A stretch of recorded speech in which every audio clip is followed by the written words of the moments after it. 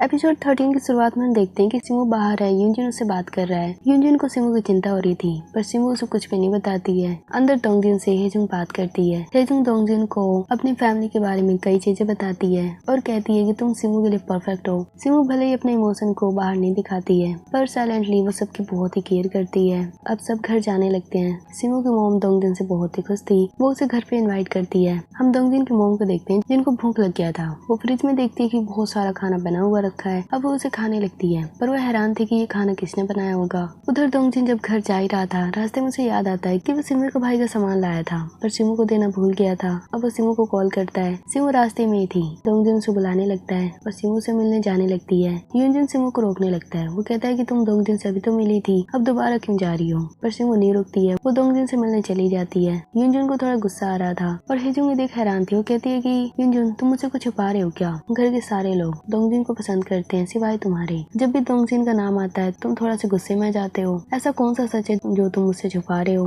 अब यूनजुन फंस चुका था क्योंकि उसे हेजुंग को सारी सच्चाई बतानी पड़ेगी। अब सिमू को हम देखते हैं। वो दोंगजिन के पास आ चुकी थी। वो उसे सामान ले लेती है। दोंगजिन वहाँ उससे फिर से एक रिक्वेस्ट करता है कि प्लीज कंपनी को मत छोड़ो, पर सिमू का एक ही जवाब था कि वो महीने के एंड आते ही कंपनी छोड़ देगी। दोंगजिन थोड़ा सा उदास हो जाता है। अब सिमू घर आ चुकी थी। उधर हेजुंग और यूजुन बातें कर रही थी। हेजुंग क्वेश्चन पे क्वेश्चन करे जा रही थी, पर यूजुन उसे कुछ भी नहीं बता पाता। अब वो सिमू को कॉल करते हैं। सिमू वहाँ भागी भागी आती है। हेजुंग को गुस्सा आ रहा था। वो सिमू को चाटा मारती है। हेजुंग को लग रहा था कि दोंगजिन मैरिड है और सिमू दोंगजिन की फैमिली को बर्बाद करने वाली है। तभी यूजुन हेजुंग को सारी सच्चाई बता देता है कि दोंगजिन हिजा का बेटा है, वही लेडी जिससे तुम्हारे डैड ने वेडिंग की थी। हेजुंग देख हैरान थी। वो कहती है कि तुम दोनों की फ्रेंडशिप बहुत ही अच्छी है। मुझे इतनी बड़ी सच्चाई आज पता चल रहा है। अब हेजुंग पर गुस्सा करते हुए वहाँ से चली जाती है। सिमू वहाँ बहुत रोती है क्योंकि वो परेशान हो चुकी थी। अब यूजुन हेजुंग को मनाने लगता है, उसे शांत कराने की कोशिश करता है, पर हेजुंग बिल्कुल नहीं मानती है। यूजुन कहता है, हेजुंग तुम्हें पता है सिमू ने कितना कुछ सेक्रीफाइस किया है बचपन से आज तक। वो हमेशा अपने फैमिली को बचाने की कोशिश करती है। जब हाई स्कूल में थे तब उसका एक्सीडेंट हो गया था। वो भी अपने डैड को रोकने की कोशिश में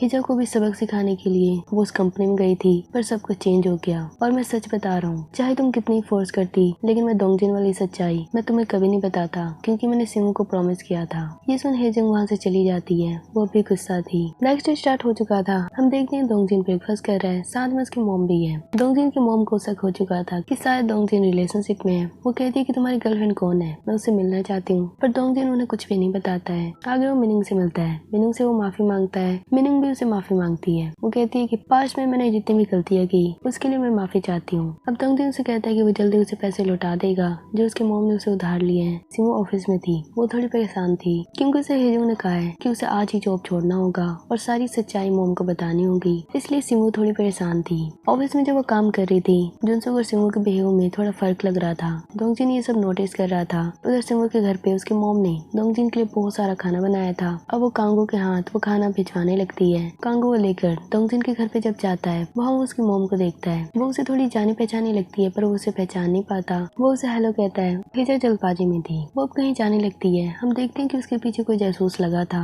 उसके बॉयफ्रेंड ने उसके पीछे जासूस लगवाई थी। वो जो स्पाई था वो उसके बॉयफ्रेंड को कहता है कि हिजा घर बेचने जा रही है। वो कस्टमर को देख रही है। ये सुन बॉयफ्रेंड गुस्से में जाता है। उसके पास भी कई प्रूफ थे हिजा के खिलाफ। उसके पास एक रिकॉर्डिंग थी। वो उसे चलाकर देखता है। हम देखते हैं उस रिकॉर्डिंग में क्या था। हिजा उसमें कह रही थी कि सिमू का जो घर है वो सिमू की फैमिली के ही नाम है, हिजा का नाम नहीं है। और हिजा इसीलिए गुस्से में थी, पर वो कह रही थी कि मैं ये वेल हमेशा छुपा कर रखूंगी। उधर हेजुंग को हम देखते हैं जो बिल्कुल शांत बैठी थी। उसके साथ उसकी कलीग थी। हेजुंग उसको कहती है तुम्हें पता है मेरे पास कई प्रॉब्लम्स हैं, लेकिन मैं उन्हें अपने पेरेंट्स को नहीं बता सकती। मैं हमेशा एंजाइटी की मेडिसिन लेती हूँ। ये बात मैं हर किसी को कह सकती हूँ सिवाय अपने पेरेंट्स के। उसकी फ्रेंड उसे समझाती है कि हर इंसान ऐसा ही करता है क्योंकि उसे अपने फैमिली की, अपने पेरेंट्स की चिंता होती है। कहीं ये सच बताने से वे परेशान न हो जाए, लेकिन तुम्हें हिम्मत करके सच तो बताना ही होगा। हम दोंगजिन को देखते हैं। वो जुनसुक से पूछता है क्या सिमू ने कोई गलती की है जो तुम्हारे बिहेव में थोड़ा चेंज लग रहा है। जुनसुक ये सुनकर बिल्कुल घबरा जाता है, पर वो सिमू की सच्चाई अभी कुछ भी नहीं बताता। वो बहाना बनाते हुए काम में लग जाता है, पर दोंगजिन को शक हो चुका था।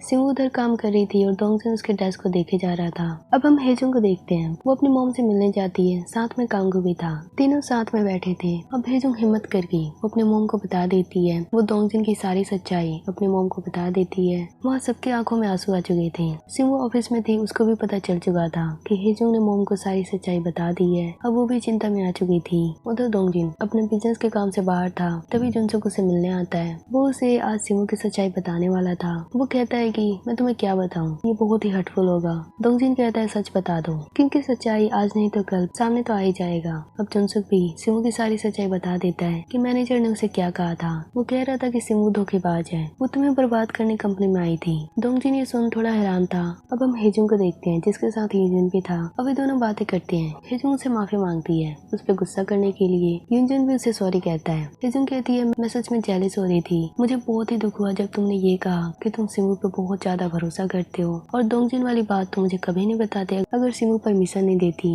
अब हेजुंग आगे कहती है कि मैं तुम्हें लाइक करती थी, लेकिन आज के बाद हम पहले जैसा बिहेव करेंगे, बस एक फ्रेंड की नजर से ही तुम्हें देखूंगी। यूजिन भी मान जाता है। उधर डोंगजिन हर जगह सिमू को ढूंढ रहा था, पर सिमू कहीं भी नहीं थी। वो सिमू को कई बार कॉल करता है। सिमू एक मैसेज देखती है जो जुनसुक का था। जुनसुक ने उसे मैसेज कर दिया था कि उसने डोंगजिन को सारी सच्चाई बता दी है। सिमू अपने घर के ही आगे थी, जो उसका पिछले वाला घर था जो हिजा ने छीन लिया था। वो वहीं पर बैठी थी। तभी डोंगजिन का कॉल आता है। वो उसे उठाती है। डोंगजिन से पूछता है तुम कहाँ पर हो। सिमू उसे एड्रेस बता देती है। अब दोनों साथ में थे।